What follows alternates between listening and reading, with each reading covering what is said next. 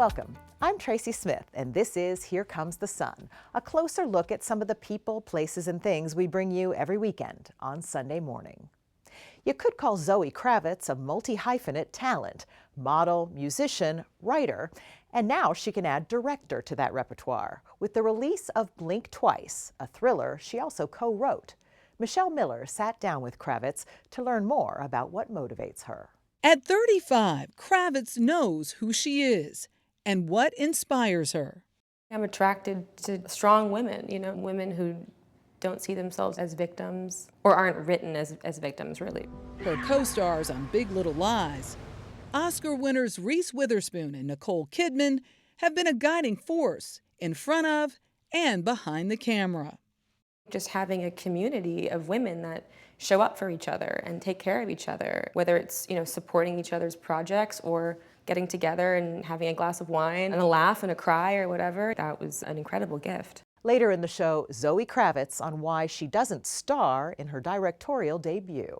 I thought it was very intentional of you not to star in it. Did you ever thought maybe you could take on the lead? No, I think that would be crazy. I really do. Why? I just think, especially as a first-time director, I really wanted to focus on my job, and to do both just seems like a lot of work. And I also personally, obviously there are tons of fantastic, actor-directors, but I do think that there's something really special about the relationship between a director and an actor. Then, 50 years ago, Philippe Petit shocked the world by walking across a high wire strung between World Trade Center towers. Martha Teichner met up with him to look back on the harrowing feat. For months, Petit performed in the streets of New York to finance the stealth operation. He and his accomplices skulked around, sneaking into the still unfinished World Trade Center, plotting how to get their equipment inside and how to string a wire between the towers. So that's the first thing. Using a bow and arrow. So this is the very one. Yep. Did you like all that trickery? Oh, I love it. That's all coming up right here on Here Comes the Sun. Zoë Kravitz is no stranger to fame. She's the daughter of musician Lenny Kravitz and actor Lisa Bonet, after all. But as a child, she didn't quite understand the magnitude of her parents' star power until her father picked her up from school and a crowd formed. Here's Michelle Miller. What do you like about Brooklyn? What I like about Brooklyn, it feels very neighborhoody, It's a hot day in her hometown, and Zoë Kravitz couldn't be happier. I love New York in the summer. Really? I love it so much. I love sitting outside. I love the humidity. Yeah. I think there's nothing like it. But even if it's 100 degrees, Kravitz has a way of staying cool. Don't throw your life away. She does it as Catwoman in The Batman. Don't worry, honey. I got 9 of them. And the blockbuster franchises X-Men, Divergent, and Mad Max. And so I started to run at him. Or in the hit series Big Little Lies. And the closer I got to him, the more I knew what I had to do. An actor, producer, executive producer, and now for the first time, director. Nice to meet you, Frida. We're going to my island for a few days. Do you guys want to come? Everybody say, making memories! Making memories! I knew I always wanted to direct, but it felt like with this story specifically, it was so clear in my mind and so specific in tone that I didn't feel comfortable just passing it on to somebody else to direct. Blink Twice, which she also co-wrote, You having a good time? We're having a great time. is a thriller with charm. The legendary parties of Slater King with drugs and debauchery. We still do drugs. It tells the story of a tech billionaire who invites a cocktail waitress to his island getaway. I think I'll survive. Strange things start to happen, and she starts to realize that maybe this trip isn't going as well as she thought it was. And she's got to figure out what's going on and get out of there. I don't want her to speak over your line, you know what I mean? The foray into filmmaking is not much of a surprise considering her roots. Where we're moving on now. Her paternal grandmother, Roxy Roker, played Helen Willis on The Jeffersons. Now, Helen. Her mother, Lisa Bonet, became famous as Denise Huxtable on The Cosby Show. Listen, we got some new steps to show you. Oh, great. Are they really fresh? Absolutely. I want to spring them on my dad. You're like, that's my mom. That's my mom. I don't think I understood at the time what that show meant culturally when it was on the air. It was the same for her dad, rock star Lenny Kravitz, who shared custody of Zoe after he and Bonet divorced. He picked me up from school one day, and the entire school, flooded to the parking lot, and it was just this insane scene. It was just a moment of really understanding, what his life was like. She'd follow in their footsteps. We got this. Okay. We're fine. We're fine. Poking a little fun at their celebrity. I've seen the way you show up and take care of the people you love. Like when her father received a star on the Hollywood Walk of Fame. But mostly, I've seen through your shirts. At 35, Kravitz knows who she is and what inspires her. I'm attracted to strong women, women who don't see themselves as victims or aren't written as victims, really. Her co-stars on Big Little Lies, Oscar winners Reese Witherspoon and Nicole Kidman, have been a guiding force in front of and behind the camera. Just having a community of women that show up for each other and take care of each other, whether it's, supporting each other's projects or getting together and having a glass of wine and a laugh and a cry or whatever, that was an incredible gift. Something's making us forget. Which brings us back to Blink Twice. Where's Jess? Who's Jess? I would say the women in this film are badass. Yes, they are. You got all that? It's a bit of a whirlwind. Oh, yeah, no, I have an excellent memory. Yeah. You look kind of familiar. I know you from somewhere. Seen you somewhere? What? Nothing. We watched a scene featuring the film's leads, Naomi Aki and Channing Tatum.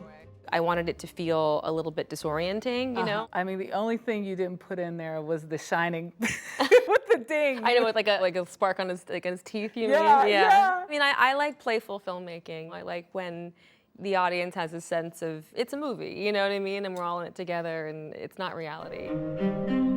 But what did become reality? A real romance with her star. Channing Tatum and Kravitz fell in love during production and are now engaged. Yeah. Look at those eyes. It's very handsome, It's not the love. honestly. I guess I'll see you.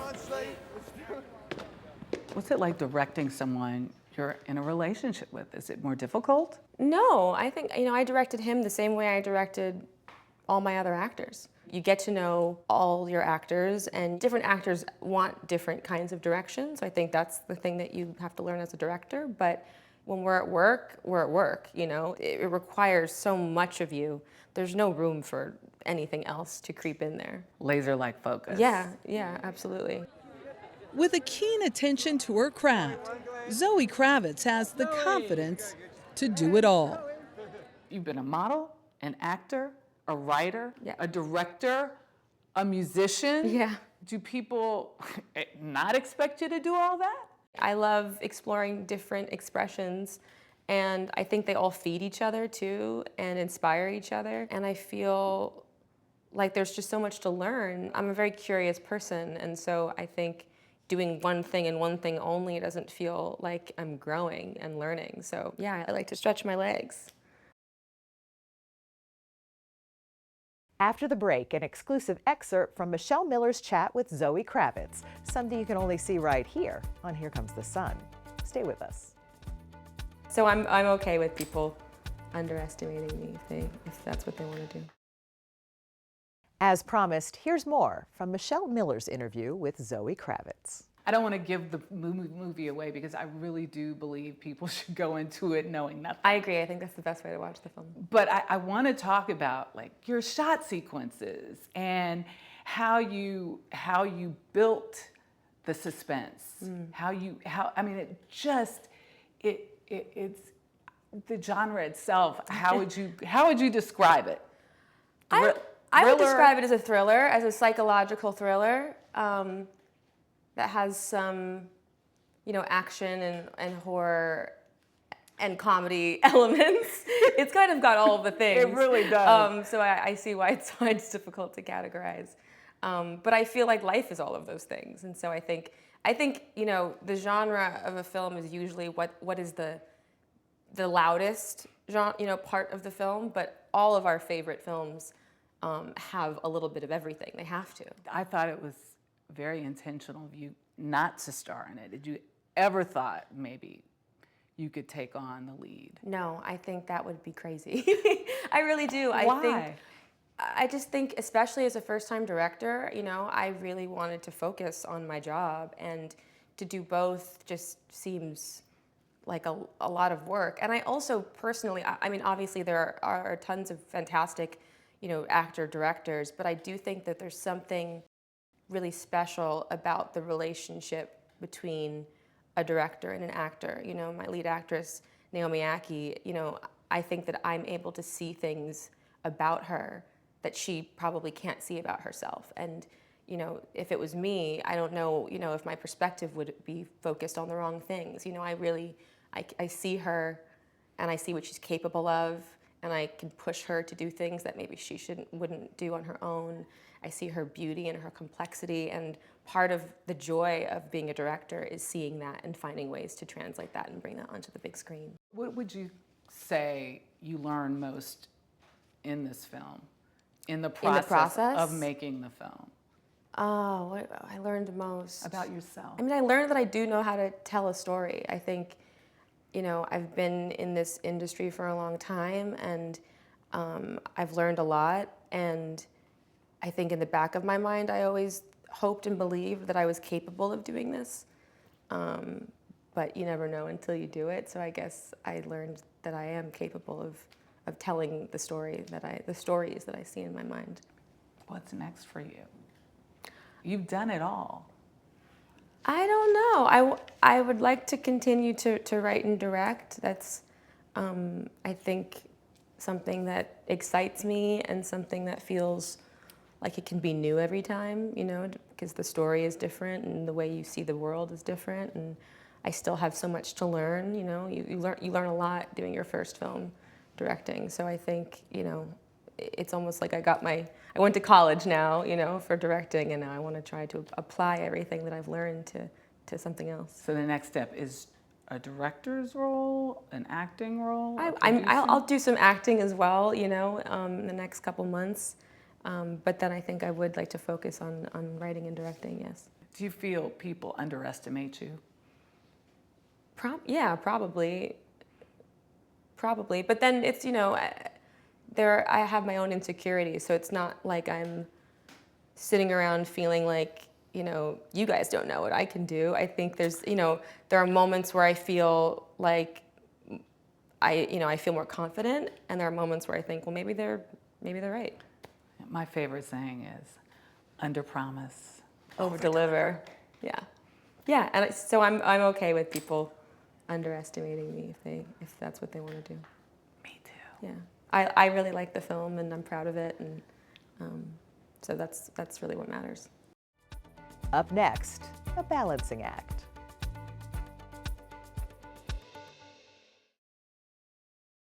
Welcome back. Philippe Petit made headlines in 1974 for walking a high wire between the Twin Towers.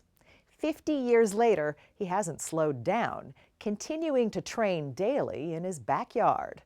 Martha Teichner spoke with him ahead of another high wire walk in New York City. The red line is the wire. We know it's 20 feet high at the top of the two posts. Philippe Petit will walk a high wire across the nave of St. John the Divine in New York City, the world's largest cathedral. Those specks down there, Philippe Petit and me. My love for magnificent places and my love for walking on the tightrope and sharing with an audience, my passion has not changed. He's walked this space many times before. And now, there'll be a celebration of that other walk, the one he spectacularly took 50 years ago on August 7th, 1974, between the Twin Towers, a quarter of a mile up. There is somebody out there in a tightrope walk. I can see a photograph, and immediately that pulls me into remembering not only with my brain, but with my body. He crossed back and forth 8 times in 45 minutes. For the Oscar-winning documentary, Man on Wire, he wanted this music by Eric Satie. The first gymnopédie is a piece of music that is made of suspension, is made of silence, it's made of hesitation, it's made of nothingness. Just like his dance in the sky. I had conserved my sense of rebellion and my sense of poetry. He was impish, playful, and a bit cocky when the NYPD hauled him off to the station. Why did you do this? When I see a beautiful place to put my wire, I cannot resist. Philippe Petit was charged with trespassing and disorderly conduct, a colossal understatement for what he called his coup. The charges were later dropped. In French, when you rob a bank, it's a coup. You know what you say in America, the caper. For months, Petit performed in the streets of New York to finance the stealth operation. He and his accomplices skulked around, sneaking into the still unfinished World Trade Center, plotting how to get their equipment inside, and how to string a wire between the towers. So that's the first thing. Using a bow and arrow. So this is the very one. Yep. Did you like all that trickery? Oh, I love it. We are 80 stories high. Overlooking where the Twin Towers used to be. So it's interesting to know that at the Twin Towers, I was actually 30 stories higher. I stop in the middle of one of my walk and I sit on the cable. I was able to look and to marvel at what I was looking at and thinking nobody in the world had ever walked so high and nobody has seen what I am seeing. And nobody would ever again. I was actually walking right there and... After the destruction of the Twin Towers on 9/11. Inside my heart, they're not gone. And that's what you do when somebody you love dies. You carry them with you and they're still alive in some way. Philippe Petit is 74 now, about to turn 75. He lives in upstate New York and has a high wire in his backyard. He likes to say age means nothing to him. His performance will be, by his count, his 100th public walk. Rehearsing for it, his concentration is ferocious, his preparation fanatical, as if his life depended on it, which it does. There is no fear. Why should I make a mistake if I put my entire mind and body into feeling myself being alive?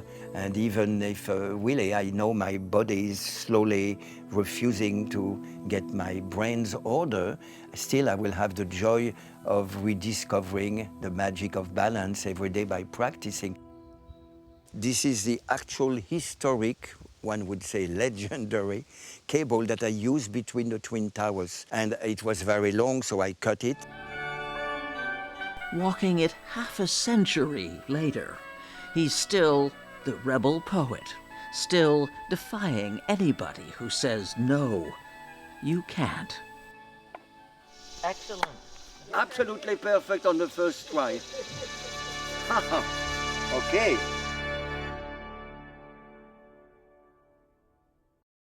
I'm Tracy Smith. Thanks for joining us. We'll see you here next time on Here Comes the Sun.